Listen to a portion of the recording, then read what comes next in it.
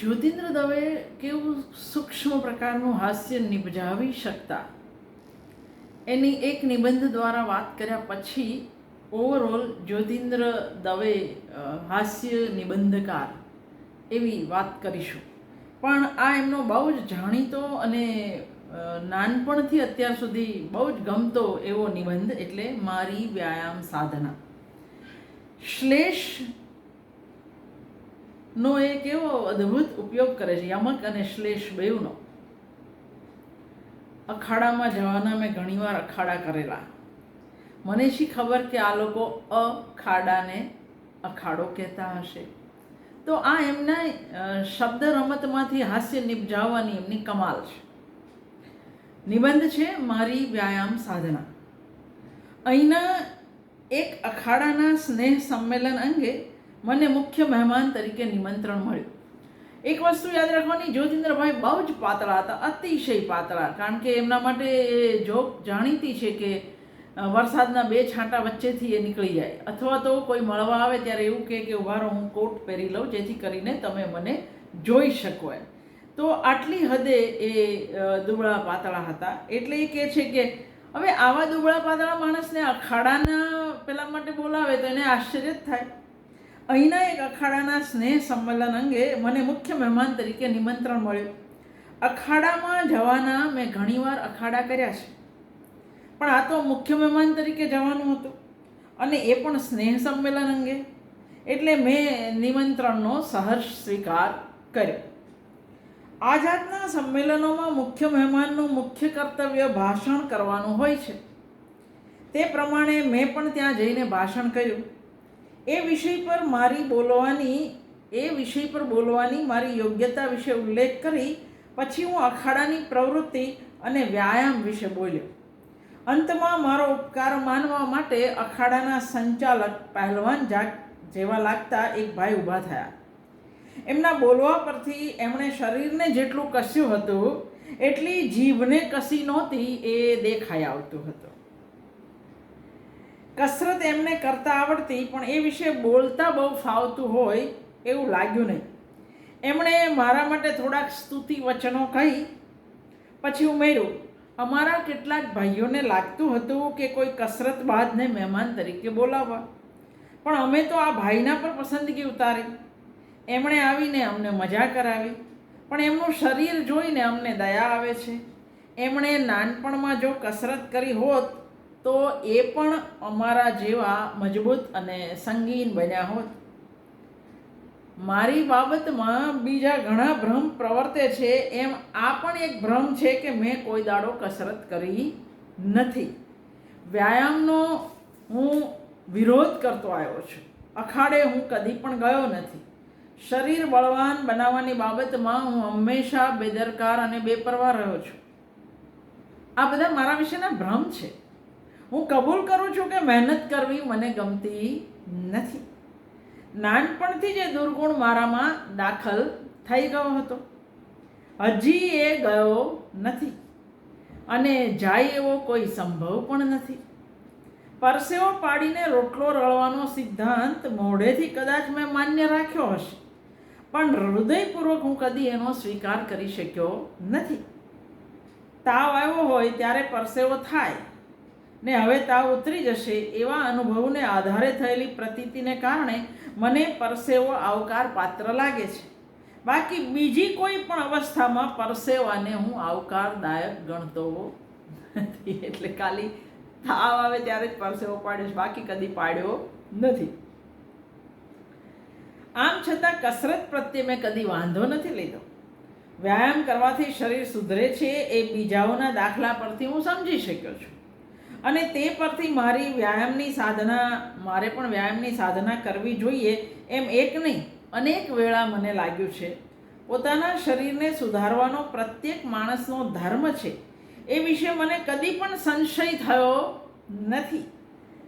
બીજા કરતાં મારે એની જરૂર વધારે છે એમ ઘણાઓએ મને ઠોકીને કહ્યું ન હોત તો પણ હું એ જાણતો હતો. હું પહેલવાન નથી. એ દિશામાં આગળ વધવા માટે મેં પ્રયત્ન પણ કર્યો નથી. પણ અમારા છગન કાકા કહેતા કે ભલે પરણ્યો નથી પણ જાનમાં તો ગયો હોઈશ ને. એમ હું પહેલવાન ભલે નથી, પણ મેં પહેલવાનો જોયા છે. એમને વ્યાયામની સાધના કરતા પણ જોયા છે. કેટલાકના તો હું પરિચયમાં પણ આવ્યો છું. મારા જેવાએ કેવી જાતની કસરત કરવી જોઈએ એનું જ્ઞાન એમના તરફથી મને પ્રાપ્ત થયું છે. અને એ જ્ઞાન થયા પછી એને આચરણમાં મૂકવા સારું મેં પ્રયત્નો પણ કર્યા છે. નાનપણમાં મને વ્યાયામનું મહત્ત્વ સમજાયું નહોતું, પરંતુ એ મહત્ત્વ સમજે એવા મારા વડીલ હતા અને એમણે મને અખાડે જઈને કસરત કરવા આગ્રહ પણ કર્યો હતો. એ સમયગાળામાં સુરતમાં 4-5 સારા અખાડા હતા. એમાંના એક અખાડાના ઉસ્તાદ મારા વડીલના ઓળખીતા હતા.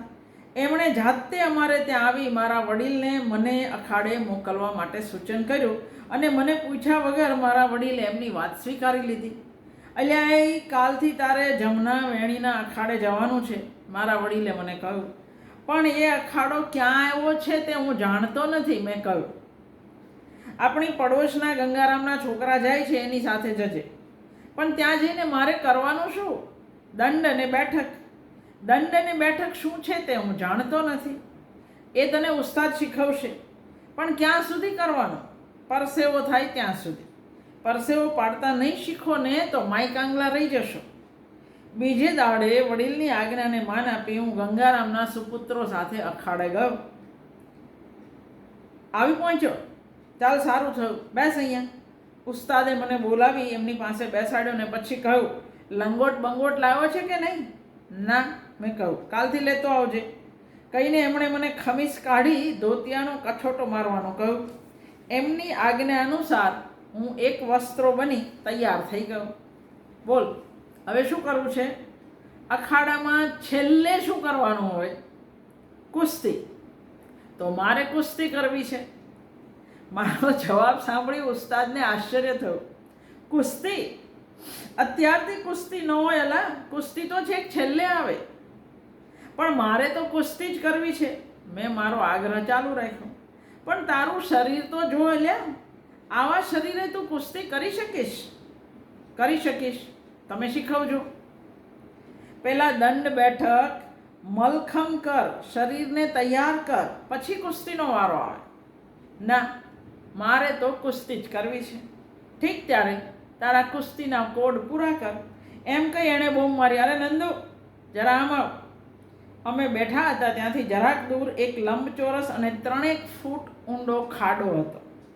એમાં મારા કરતાં મોટી ઉંમરનો એક છોકરો પાવડા વડે ધૂળ ખોદતો હતો. એ બૂમ સાંભળી પાવડો મૂકી કૂદકો મારી આવી પહોંચ્યો ને જી કહીને હાંફતો હાંફતો ઊભો રહ્યો. પરસેવા અને ધૂળના મિશ્રણ વડે એના શરીરનો રંગ હતો એથી વધારે કાળો અને ચમકતો પણ લાગતો હતો. મને બતાવીને ઉસ્તાદે એને કહ્યું, જો આને જરાક દાવપેચ શીખવ.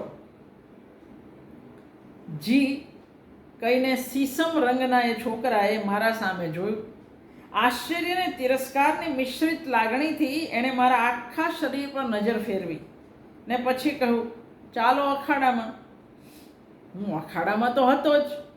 હવે આ અખાડામાંથી બીજા ક્યાં અખાડામાં જવાનું છે એ મને ન સમજ પડી. હું એની અને ઉસ્તાદ તરફ વારાફરતી જોઈ રહ્યો. જાઓ બચ્ચા, ઉતરો અખાડામાં. બજરંગ બલીની જે, ઉસ્તાદે કહ્યું. ચાલો. પેલા છોકરાએ મને ખેંચી અને અખાડામાં ઉતાર્યો. આ અખાડો? મેં એને પૂછ્યું. મારા અગાધ આશ્ચર્યથી એને આશ્ચર્ય થયું. અખાડો નહીં તો બીજું શું? ખાડાને આ લોકો અખાડો કહેતા હશે એવી કલ્પના મને કેમ નહીં આવે? ચાલો, થાઓ તૈયાર, પેલો સીસમ રંગી બોલ્યો. પછી જરાક દૂર જઈ બંને જાંઘ પર 2 હાથ વડે પ્રહાર કરી 2 ઘન ને નક્કર પદાર્થો અથડાયા હોય એવો અવાજ એણે કર્યો. આને તૈયારી કહેવાતી છે એમ ધારી મેં પણ એનું અનુકરણ કર્યું. 2 હાથ વડે મારી જાંઘ પર પ્રહાર કર્યો, પણ ખાસ કંઈ અવાજ ના આવ્યો. એણે જમણા હાથને કોણી આગળથી ખભા તરફ વાળી ડાબા હાથ વડે સૂજી આવીને ગઠ્ઠા જેવા થઈ ગયેલા ભાગને દબાવીને કહ્યું, જોયો? આ ગોટલો જોયો?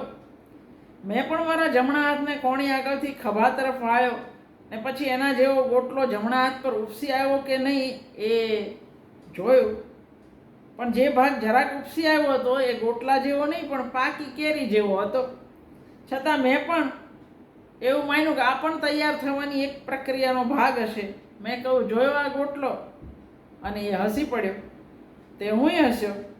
મને એમ કે તૈયારીની એ પણ એક વિધિ હશે. હસો છો શું?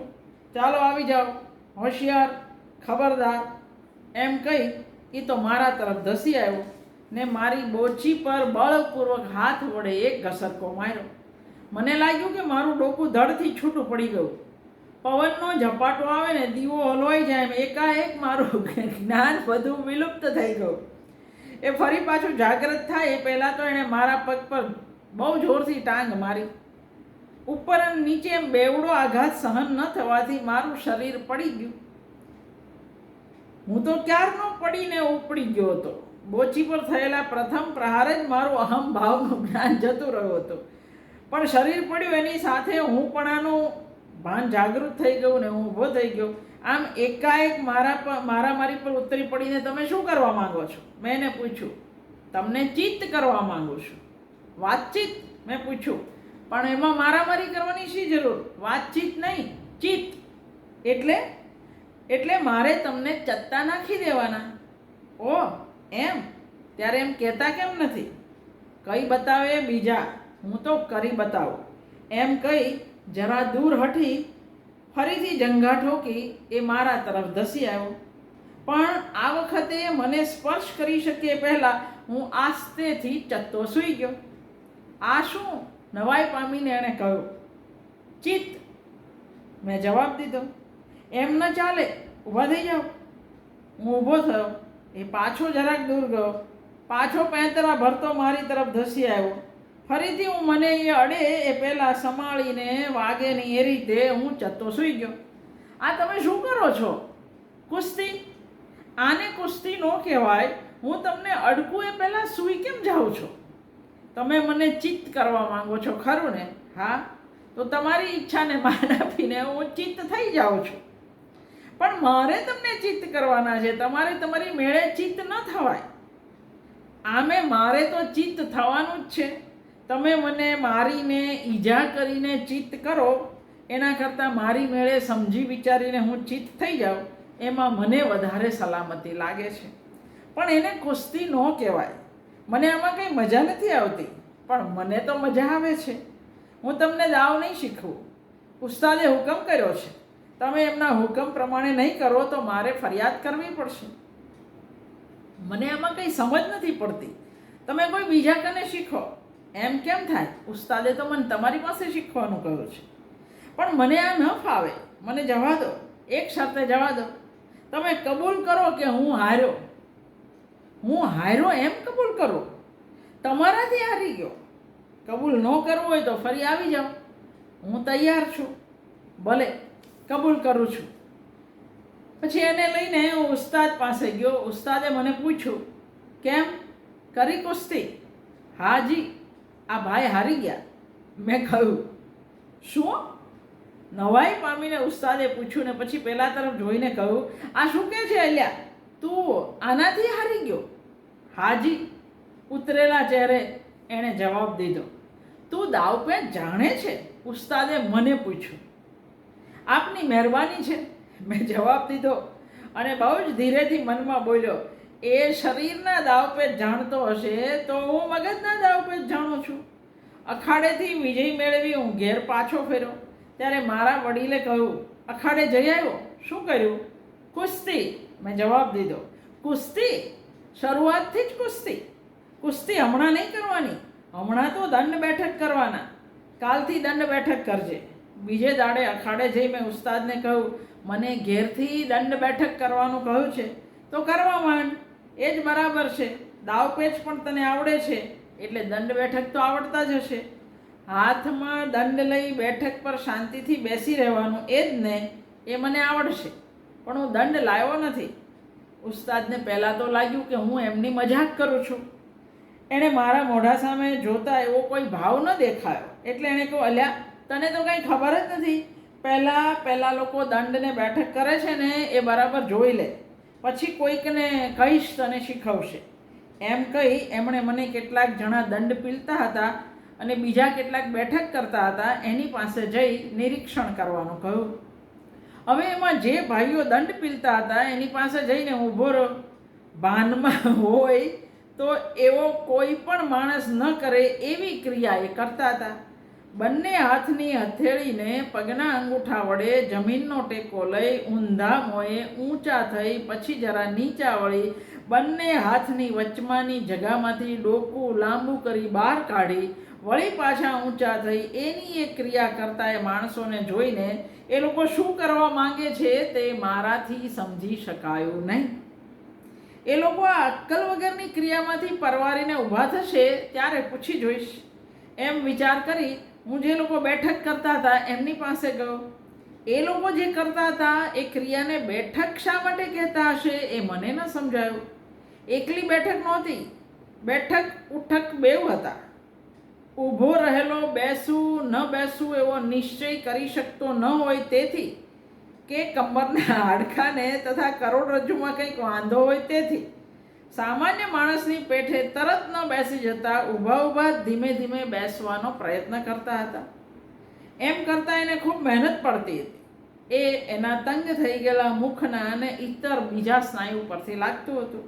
પણ ઘણી મહેનત પછી એ ક્રિયા એ પૂરી કરતો ત્યાં તો એનો વિચાર ફરી જતો અને જમીન પર બરાબર બેસી જવાને બદલે પાછો એ જ રીતે કષ્ટાતો અમળાતો એ ઊભા થવાનો પ્રયત્ન કરતો હતો. બરાબર ઊભા થઈ ગયા પછી ફરી પાછો એનો વિચાર બદલાઈ જતો અને બેસવું ઠીક છે એમ એને લાગતું.